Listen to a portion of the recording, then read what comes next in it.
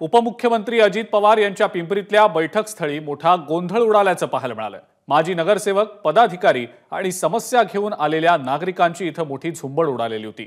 ही झुंबड हटवण्यासाठी पोलिसांना हस्तक्षेप करण्याची वेळ आली। इथल्या सगळ्या परिस्थितीचा आढावा घेतलाय आमचे प्रतिनिधी नाजिम मुल्ला यांनी। आपण पाहूया।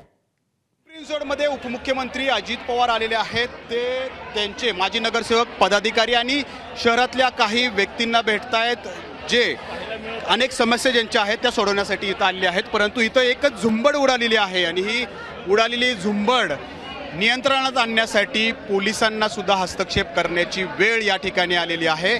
आपण बघतोय इथले कार्यकर्ते, पदाधिकारी जे आहेत ते इथं आलेल्या प्रत्येकाला बसवून एका जागी बसण्यासाठी आवाहन या ठिकाणी करतायत। सगळ्यांना अनुक्रमांक दिलेला आहे आणि त्या अनुक्रमानेच त्यांनी भेटायला यावं असं या ठिकाणी विनंती केली जाते।